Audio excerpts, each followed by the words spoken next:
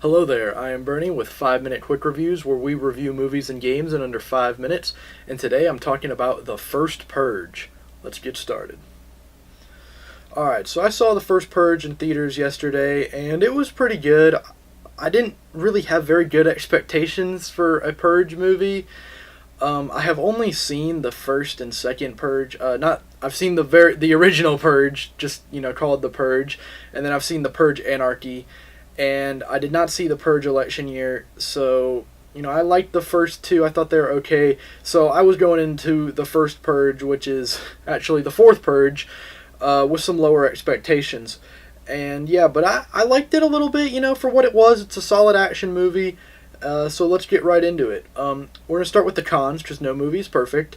So my first and biggest con is the movie takes itself way too seriously. It thinks it is a deep political message and thriller and action movie and horror movie all at once, and it thinks it does it all well, and it doesn't.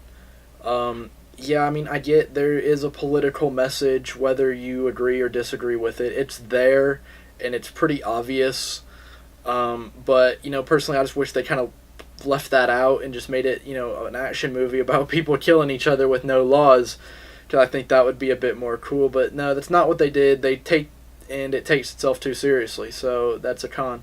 Another con I have is that every actor who is not the main actor was bad. Alright, they were just plain bad, and it might have also been leading into another con, is the characters are awful and uninteresting and written poorly and make very stupid and dumb decisions most of the time. And yeah, but that might have also kind of made it hard to act. But yeah, the acting was poor, the characters were dumb, except for the main actor. His character was still kind of dumb, but he was pretty good. We'll talk about him more when we get to the pros. Another big con I have is the CGI was awful for a movie this scale. I don't know what the budget was, but I'm gonna guess it was big enough to where it should have some decent CGI animations and computer generated stuff. And I've just, from the few films I've made that are no budget at all, I use Final Cut Pro. I heard a couple stock sound effects in this Purge movie that I've listened to all the Final Cut Pro stock sound effects 100 times, and I'm pretty sure I heard a couple screams and gunshot noises in there. So that's kind of a con for me, because I wish my major motion pictures have some better stuff than that. Another thing is the story is kind of weak. I don't know. It's the first Purge. It's okay. The story's okay. So let's get right into the pros. So my biggest pro I already mentioned is the main character, the actor who plays him. I'm gonna butcher his name. Elon Noel. He was very good. I would like to see him in more things, because I thought he did a very good job.